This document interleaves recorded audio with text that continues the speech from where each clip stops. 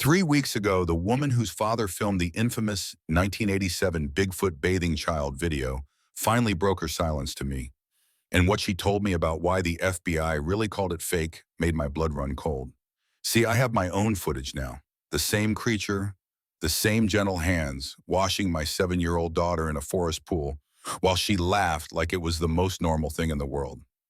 So here's what I need you to understand before I show you what I captured. If these things are real and they're protecting our children, why did the FBI spend 30 years convincing us they don't exist? 3 weeks ago, the woman whose father filmed the infamous 1987 Bigfoot bathing child video finally broke her silence to me. And what she told me about why the FBI really called it fake made my blood run cold. See, I have my own footage now. The same creature, the same gentle hands washing my 7-year-old daughter in a forest pool while she laughed like it was the most normal thing in the world. So here's what I need you to understand before I show you what I captured. If these things are real and they're protecting our children, why did the FBI spend 30 years convincing us they don't exist? But before we get into that, make sure to like and subscribe. It really helps the channel and keeps these investigations coming. My name is Mark. I'm 42 years old, and I used to be a park ranger in the California Sierra Nevadas. I say used to because after what happened, I couldn't go back. Not to those woods, not to that job, not to the person I was before I saw what I saw. I'm divorced, have been for 3 years now. My ex-wife Lisa got the house in Sacramento. I got weekend custody of our daughter Emma. She's 7. All elbows and questions and bright eyes that see everything. After the divorce, I needed space, needed quiet, needed somewhere I could breathe without feeling like the walls were closing in. So I found this little cabin for rent near Sequoia National Forest. Nothing fancy, 2 bedrooms, a kitchen barely big enough to turn around in, and a porch that creaked every time you stepped on it. But it was mine. Well, mine every other weekend when Emma came to stay. The cabin sat about a quarter mile off the main road down a dirt path that turned to mud when it rained. Pine trees surrounded it on 3 sides. Tall ones that blocked out the sun in the morning and made everything smell like Christmas year-round. Out back, maybe 100 yards through the trees, there was a creek. Not a big one, just wide enough that you couldn't jump across it without getting your feet wet. The water ran clear and cold, coming down from somewhere higher up in the mountains. Emma loved that creek.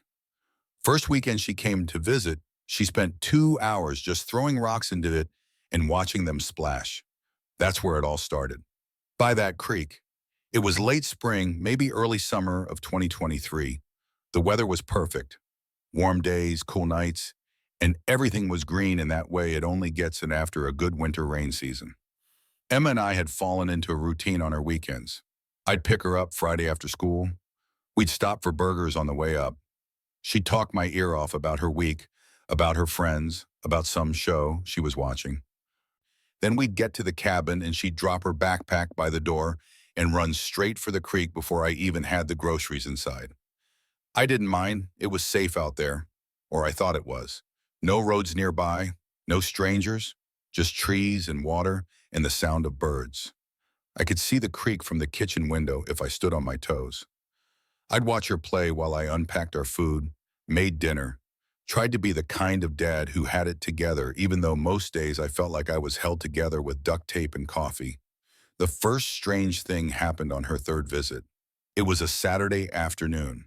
Sunny, I was inside washing dishes and Emma was outside. I could hear her singing one of those songs kids learn at school. Something about a spider and rain. Then she came running in, breathless and excited. "Daddy, Daddy," she said, "I saw the big man." I turned from the sink, soap still on my hands. "What big man?" I asked. "The one by the creek," she said. "He was just standing there watching me." My stomach went tight. We were alone out here. The nearest neighbor was half a mile down the road and they only came up in summer. I grabbed a towel, dried my hands fast, and headed for the door. "Show me," I said. We went out back together. She led me to the creek bank where she'd been playing. There was nobody there, just trees and water and rocks. "Where?" I asked. "Right there," she said, pointing to a spot across the creek where the pines grew thick. He was really tall, taller than you, and he had a nice face. "A nice face," I repeated. She nodded. He smiled at me. Then he left. I looked around, checked the tree line, listened for footsteps or branches breaking. Nothing. Just wind through the pines and the creek running over stones. It was probably a hiker, I said. Sometimes people cut through here. But Emma shook her head hard. No, she said. He wasn't wearing hiking clothes. He was just, she paused, searching for words. He was just big. I didn't push it. Kids have big imaginations. Maybe she saw a shadow. Maybe she made it up. I told her to stay closer to the cabin, and we went back inside. But that night after she fell asleep, I stood at the back window for a long time, looking out at the dark tree line, feeling something I couldn't name. The next morning I found the handprint. I was taking trash out to the bin by the shed, and I saw it in a patch of mud near the creek. Small handprint, child-sized. Emma's probably, but right next to it was another print. Massive, easily twice the size of my own hand. The fingers were thick, the palm was broad and deep in the mud like whatever made it heavy, really heavy. I stood there staring at it for a full minute. My brain tried to make it make sense. Bear paw, I thought, but bears don't have fingers like that. And the print was too clean, too human-shaped. I should have taken a picture. I know that sounds stupid now. I had my phone in my pocket, but something stopped me. Maybe I didn't want it to be real. Maybe I thought if I didn't capture it, I could pretend I never saw it. So I just stood there until my coffee got cold in my hand. Then I went back inside and didn't say anything to Emma about it. Over the next few days, things started stacking up in ways I couldn't ignore anymore. Emma kept talking about the big man. She'd mention him while we ate breakfast, while we drove into town for groceries, while we sat on the porch watching the sun go down. He's nice, she'd say. He doesn't come close, but I know he's watching. I tried to laugh it off, tried to tell her it was probably deer or maybe a bear she was seeing through the trees. But she'd give me this look, this flat, serious look that kids get when adults aren't listening. It's not a bear, Daddy, she'd say. Bears are different. Then came the knocking. 3 nights in a row I heard it. Always after dark, always the same pattern. 3 slow knocks, not on the door, on the trees, deep hollow sounds that echoed through the forest. The first night I convinced myself it was branches hitting each other in the wind. The second night I went outside with a flashlight and walked the tree line. Found nothing, just darkness and pine needles, and that smell. That's what really got to me. The smell, it hit me that second night when I was standing at the edge of the trees with my flashlight cutting through the dark. Wet dog mixed with cedar and something else. Something old and wild and alive. It was thick in the air for just a few seconds. Then the wind shifted and it was gone. I didn't sleep much after that. I'd lie in bed listening, waiting. Every creak of the cabin made my heart jump. Every branch scraping the roof made me think something was up there. On the 4th night, when Emma was back with her mom, I did what I should have done from the start. I opened my laptop and started searching. Bigfoot child interaction. I felt stupid typing it. Felt like one of those people who believe in aliens and government conspiracies and Bigfoot living in their backyard. But I typed it anyway and hit enter. The results were mostly garbage. Blurry photos, obvious fakes, people selling books and charging for tours. But then I found it. A grainy video from 1987. The title said FBI debunked Bigfoot bathing child video. I clicked it. The footage was old, the kind that looks like it was shot on those big shoulder cameras people used back then. It showed a forest clearing, a small stream. And there in the water was a child, maybe 4 or 5 years old, blonde hair, wearing just underwear. And next to the child was something big, really big, covered in dark hair. It was crouched down in the shallow water, using its huge hands to scoop water and pour it gently over the child's head and shoulders. The child wasn't screaming.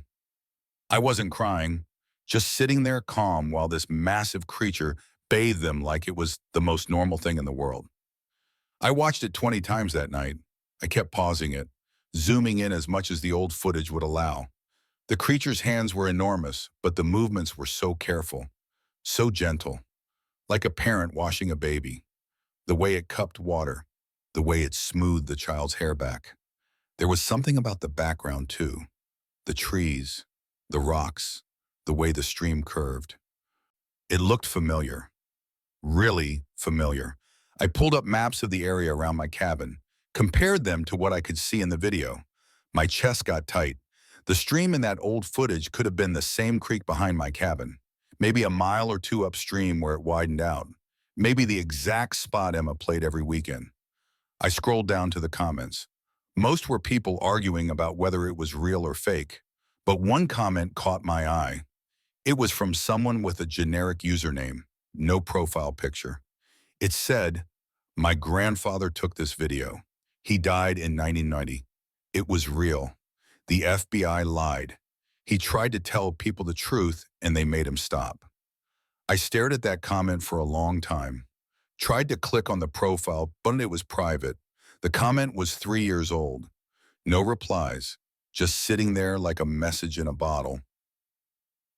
Other comments talked about something they called maternal behavior. How the creature in the video seemed to understand the child needed care. How it stayed between the child and the camera the whole time, like it was protecting them. One person wrote about protective instinct, said there were other stories like this. Other times Bigfoot had been seen near children, not hunting them, not hurting them, helping them.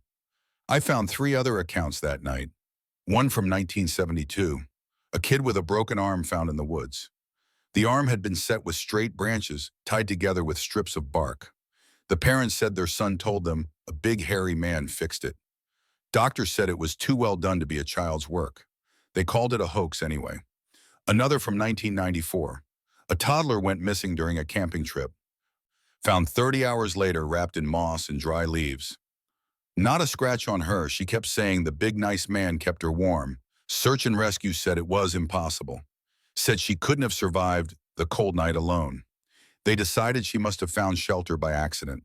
Then there was one from 2011. A boy got swarmed by bees on a trail, stung over 40 times. A hiker found him hours later covered head to toe in wet mud. The mud had reduced the swelling, probably saved his life. The boy said a giant covered in hair put the mud on him and carried him closer to the trail. The hiker said the boy must have been confused from the stings, but the footprints around where they found him were massive. The local news ran a story, called it a mystery, then dropped it. I sat there in the dark with just the laptop screen lighting my face. My coffee had gone cold hours ago. Birds were starting to make noise outside, which meant morning was coming. My brain felt like it was splitting in two. One half kept saying, "This is crazy. You're losing it." The other half kept saying, "What if it's true? What if they're real? What if they've been helping our kids this whole time, and we just keep calling it fake because we can't handle the truth?" I closed the laptop, rubbed my eyes. I tried to think straight. Emma came back in 2 days. I needed to figure out what to do, whether to keep her away from the creek, whether to pack up and find somewhere else to stay, whether to call someone, though I didn't even know who you'd call for something like this. But deep down, I already knew I wasn't going to do any of those things, because part of me needed to know. Part of me needed to see if what Emma was saying was real. And part of me wondered if whatever was out there in those trees had been watching over my daughter this whole time while I was inside washing dishes and thinking she was safe just because I could see the creek from the window. Maybe she was safer than I ever knew. Or maybe I was about to make the biggest mistake of my life. Friday came and I picked Emma up from school like always. She ran to the car with her backpack bouncing and threw herself into the back seat. "Hi, Daddy," she said. Her smile was so big and easy. We stopped for burgers. She told me about a math test and a kid who brought a lizard for show and tell. Normal stuff, safe stuff. I kept glancing at her in the rearview mirror, kept thinking about those videos I'd watched, those stories I'd read. Part of me wanted to tell her we weren't going to the cabin this weekend, that we'd stay in town instead, go to a movie, sleep at a hotel with a pool. But I didn't say anything. Just drove up that dirt road like I had a dozen times before. We got there around 5. The sun was still up, but starting to drop behind the trees. Everything had that golden light that makes the forest look safe and pretty. Emma was out of the car before I even turned off the engine. She grabbed her backpack and ran for the cabin door. "I'm going to the creek," she yelled back at me. "Just for a little bit." My stomach went tight, but I nodded. "Stay where I can see you," I said. She waved and disappeared around the side of the cabin. I stood there by the car for a second with grocery bags in my hands, listened to her footsteps crunching through the pine needles. I heard her start humming that song she always hummed. Then I went inside. I put the groceries away slowly, kept looking out the kitchen window. I could see flashes of her pink jacket through the trees, could hear her voice as she talked to herself. She did that a lot, made up stories while she played. I started making lunch. Nothing fancy, just sandwiches. Turkey and cheese, her favorite. I had the bread out, had the mayo. I was spreading it on the bread when I realized I couldn't hear her anymore. The humming had stopped. I put the knife down and went to the window, pressed my face close to the glass. I couldn't see the pink jacket, couldn't see any movement at all. Emma, I called out. Nothing. Emma, louder this time. Still nothing. My heart started pounding. I ran for the back door, threw it open and jumped off the porch without even using the steps. Emma, I yelled. My voice echoed through the trees. I ran toward the creek. Branches whipped at my face. Pine needles stuck to my shoes. When I got to the bank, I saw her things. Her shoes. Both of them sitting on a flat rock like she'd taken them off carefully. Her jacket was there too, folded and set on top of a log.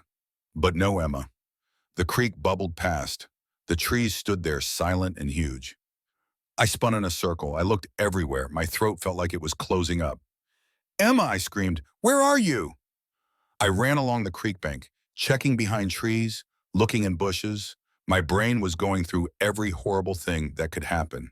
She slipped. She fell in. Something took her. I was about to run back to the cabin to grab my phone and call 911 when I heard it. Laughing, her laugh, high and clear and coming from somewhere deeper in the woods. I stopped moving. Hold my breath, listened hard. There it was again. She was laughing, not scared of laughing, not crying, just a happy kid laughing like she was playing a game. I ran toward the sound, pushed through branches, jumped over fallen logs. The creek got wider here. The trees opened up into a small clearing with a pool fed by a little waterfall. And there she was, Emma, standing in shallow water that came up to her knees. Her clothes were on the bank. She was in her underwear. And next to her, crouched down in the water, was something I still can't fully put into words. It was huge. Had to be over 8 feet tall, even crouched down like it was. Covered completely in dark brown hair. Matted in some places, cleaner in others. The shoulders were massive, wider than any person I'd ever seen. The arms were long, so long the hands almost touched the water, even though the elbows were bent. And those hands. Those enormous hands were cupped together holding water. As I watched frozen at the edge of the clearing, the creature lifted its hands and gently poured the water over Emma's hair. She giggled, tilted her head back. The water ran down her face and she wiped it away with her small hands. The creature made a sound, low and deep, not a growl, almost like humming, like a mother humming to a baby. It scooped more water, poured it over her shoulders, used one huge finger to brush her hair back from her face. My legs wouldn't work. My brain was screaming, run, grab her, get out of here. But my body just stood there, every muscle locked up. I couldn't make sense of what I was seeing. This thing that shouldn't exist. This creature from stories and blurry photos. It was real, it was right there, and it was washing my daughter like she was the most precious thing in the world. Emma looked completely at ease. She wasn't scared, wasn't trying to get away. She reached up with one hand and touched the creature's arm. It went still, looked down at her small hand on its hair-covered forearm. Then it made another sound, softer this time. Emma, I said. My voice came out thin and shaky. Both of them turned toward me at the same time. Emma's face lit up. Daddy, she said, look, he's helping me get clean. I slipped on the rocks and got it all muddy, and he brought me here. The creature's head turned fully in my direction. I saw its face then. I really saw it. Dark eyes, deep set, not animal eyes, not human eyes either. Something right in between. Intelligence there. Awareness. It looked at me for what felt like forever, but was probably only 2 seconds. Then it stood up. Water streamed off its body. It rose and rose until it was towering over everything. Over Emma, over the rocks, over me. The top of its head was level with tree branches that had to be 9 feet up. I took a step forward, hands up. Emma stayed right there, I said. Don't move. The creature looked at me, then at Emma, then back at me. It took one slow step backward. Water splashed around its legs. Emma turned toward it. Wait, she said. Don't go. But it kept moving back. Another step, then another. Its eyes never left mine. There was no aggression in them, no threat, just something I can only describe as sadness, or maybe understanding. Like it knew I was scared and it didn't want to make things worse. It reached the far edge of the pool where the trees started again, made one last low sound, then stepped into the shadows and was gone. Just like that. Like it had never been there at all. Emma looked at me. Her face changed from happy to upset in a second. Daddy, you scared him away, she yelled. He was helping me. I waded into the water. Didn't care that my shoes and jeans were getting soaked. I grabbed her and pulled her against me so hard she made a little oof sound. My hands were shaking. My whole body was shaking. Are you okay? I said into her wet hair. Did it hurt you? She pushed back from me. No, she said. Her voice was mad now. He didn't hurt me. I told you he was being gentle. Like when you give me a bath. He was cleaning my scraped knee, see? She held up her leg. There was a scrape on her knee, fresh. Still a little bloody around the edges. But the skin around it was clean. The mud was gone. Someone had washed it carefully with water. I looked at the scrape, then at the tree line where the creature had disappeared. Then back at Emma's face. She had tears in her eyes now. You ruined it, she said. He was being nice, and you ruined it. We walked back to the cabin in silence. Emma wouldn't hold my hand. She walked 3 steps ahead of me, the whole way with her arms crossed tight against her chest. I carried her shoes and jacket. I kept looking back over my shoulder at the trees, half expecting to see that massive shape following us, but there was nothing. Just pine trees and shadows and the sound of our feet on the path. When we got inside, I sat her down at the kitchen table, put a towel around her shoulders. Her hair was still wet, dripping onto the floor. I knelt down in front of her so we were eye to eye. Tell me everything, I said, from the beginning. What happened? She looked at me for a long time. Her face was still angry, but something else was there too. Something like hurt, like I had let her down. Fine, she said. I was playing by the creek, looking for good skipping stones. Then I saw a really pretty one, and I tried to reach it, but I slipped. I fell on the rocks and scraped my knee really bad. It hurt a lot, and I started crying. She stopped, picked at the edge of the towel. I waited. Then what? I said soft as I could. Then he came, she said. He stepped out from the trees. The big man. I thought maybe I should run, but my knee hurt too much, and he was already close. He made this sound, like humming. He got down on his knees and looked at my leg. Then he picked me up, just picked me right up like I weighed nothing. His hands were so big, Daddy. One hand held my whole back. She showed me with her small hands spread wide, trying to match the size. He carried me through the woods. I asked where we were going, but he just kept humming. Then we got to that pool with the waterfall, and he put me down in the water. It was cold at first, but then it felt good on my knee. What did he do then? I asked. My voice came out shaky. He started washing me, she said. He scooped up water in his hands and poured it over the scrape. He was really gentle, like when you wash my hair and you're careful not to get soap in my eyes. He cleaned all the mud off. Then he poured water on my arms and my face. I had mud everywhere from falling. He just kept washing me and humming. It was nice. She looked right at me when she said that last part. It was nice, Daddy. He wasn't scary. He was helping. I sat back on my heels. My brain was trying to fit this into something that made sense. Every instinct I had as a parent said danger, said threat, said get your kid away from wild things in the woods. But Emma wasn't traumatized. She was mad at me for interrupting. She wasn't scared of him. She was comfortable. Safe even. How long were you there? I asked. I don't know, she said. Maybe a long time. He just kept washing me until I was clean. Then you came and yelled and scared him away. That night after Emma went to bed, I couldn't sleep. I sat at the kitchen table with my laptop open. Pulled up that 1987 video again. Watched the creature in the old footage gently bathe that child. The movements were the same, the careful cupping of water, the soft way it touched the child's hair.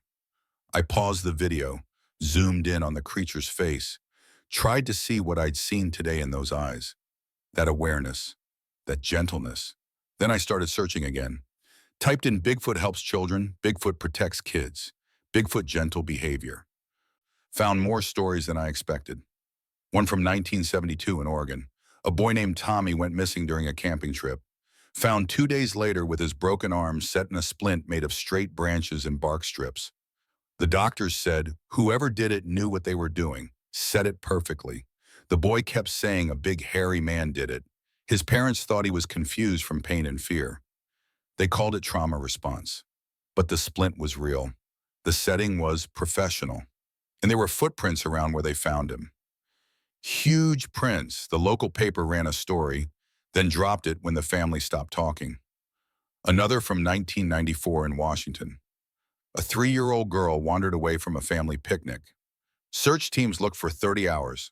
Finally found her 2 miles from where she disappeared. She was wrapped completely in moss and dried leaves. Not hurt, not cold, not dehydrated. The searchers said it was impossible. The temperature had dropped to 40 degrees that night. She should have been hypothermic, but she was fine. She told her parents the big nice man kept her warm. Child Services investigated, found nothing wrong, decided she must have found an old hunter shelter, and her mind made up the rest. But there was no shelter, just moss and leaves arranged carefully around where she'd been sleeping. Then 2011 in Colorado. An 8-year-old boy on a nature trail got attacked by a swarm of ground bees, stung 43 times. His parents were 50 yards ahead. Didn't hear him screaming because of the sound of a nearby river. A hiker found him an hour later. The boy was covered completely in wet mud, head to toe, thick layers of it. The hiker said it looked like someone had packed it on him deliberately. The mud had reduced the swelling, probably saved his life. The boy was confused, kept saying a giant covered in hair put the mud on him and carried him toward the trail. The hiker said the boy was hallucinating from the stings, but there were footprints, massive ones, and the mud wasn't from where they found him. Someone or something had carried mud from the river and applied it carefully to every sting. I read story after story. Not all of them made the news. Some were just forum posts, people sharing what happened to them or their kids. Most got called liars. Some got investigated by police who found nothing. A few got attention from Bigfoot researchers, but even they seemed confused. The stories didn't fit the narrative.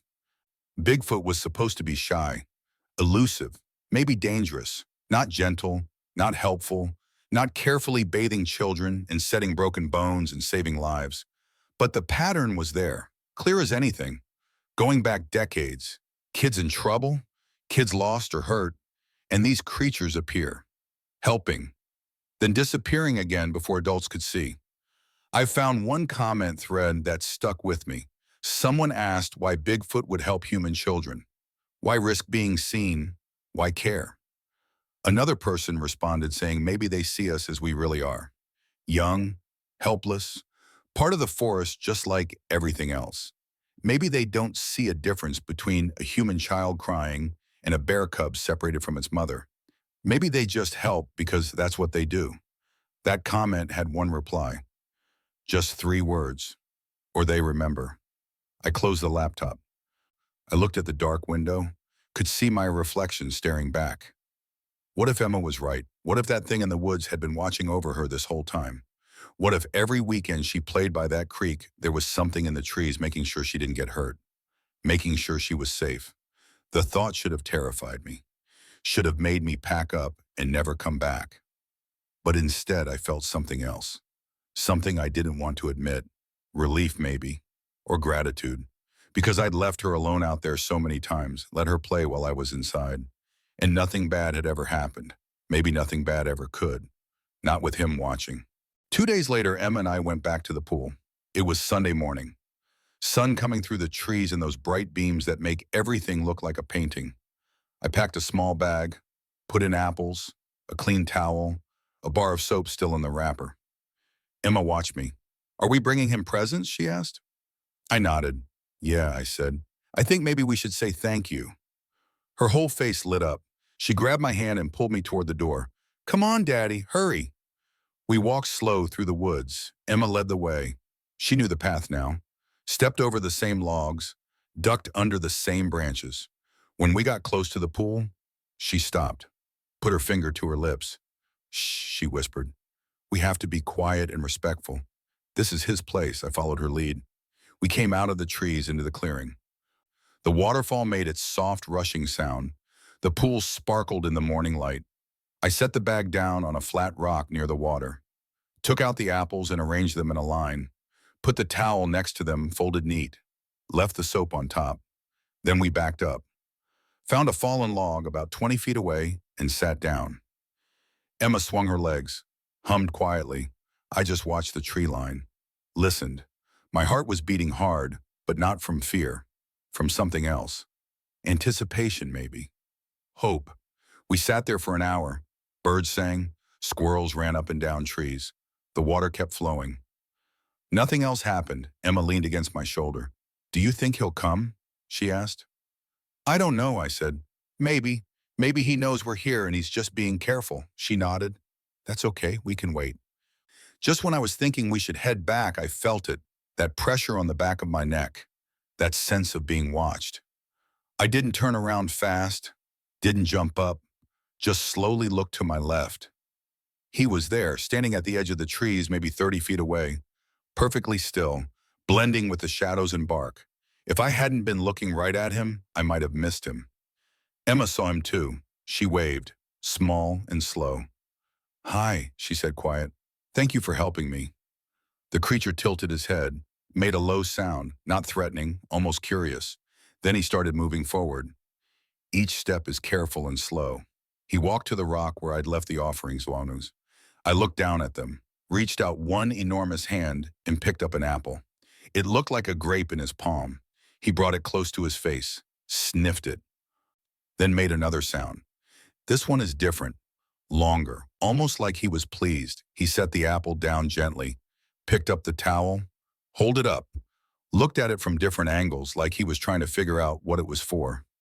I stood up slow, hands at my sides, open palms. He looked at me. We stood there for a long moment just watching each other. Then I did something I still can't fully explain. I pulled my phone out of my pocket, held it up so he could see it. His eyes followed the movement, tracked the phone. I lifted it slowly, pointed it at him. My thumb found the record button, pressed it. The red dot appeared on the screen. For 30 seconds, he just stood there. Didn't run, didn't hide, just looked at me. Then at Emma, then back at me. The morning light hit his face. I could see the details, the deep-set eyes, the heavy brow, the way his chest rose and fell with breath. Real, alive, here. Then he made a short sound, picked up 2 apples, turned, and walked back into the trees.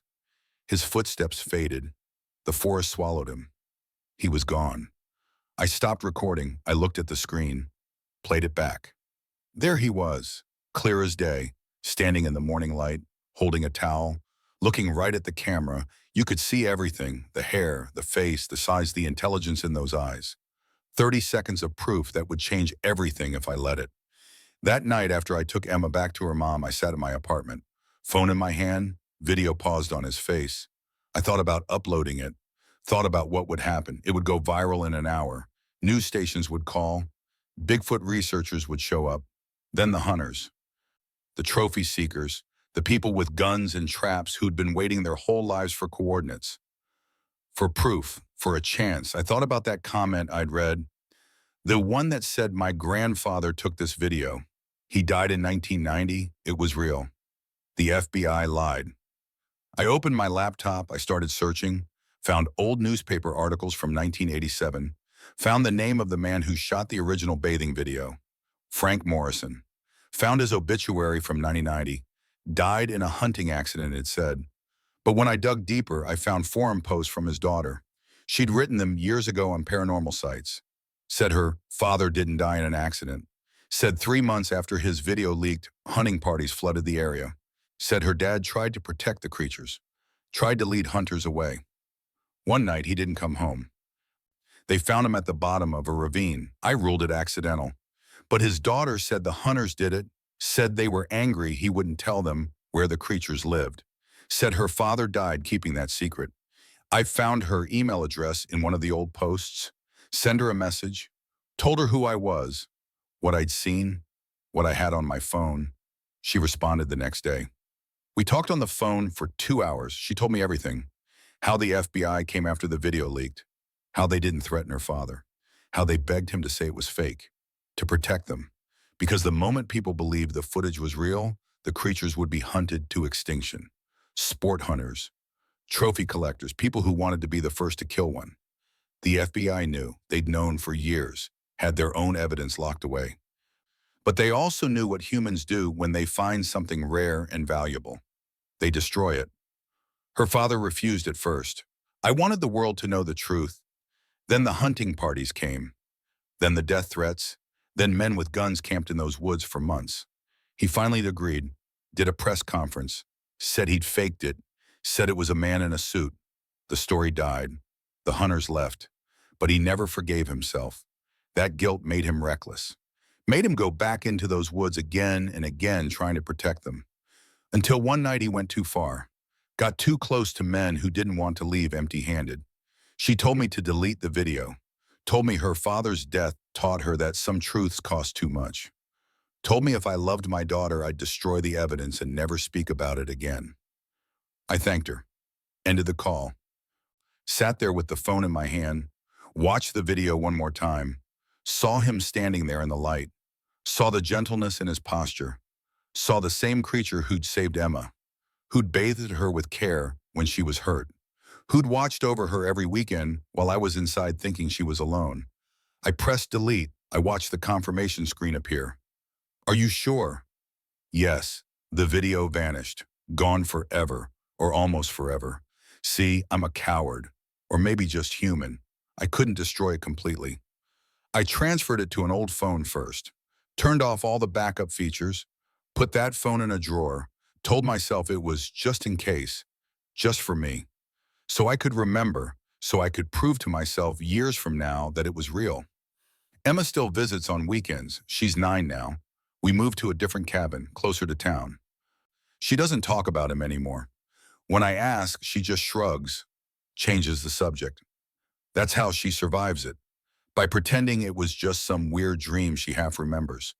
But sometimes when we're watching nature shows and a strange sound comes from the TV, she'll go very still.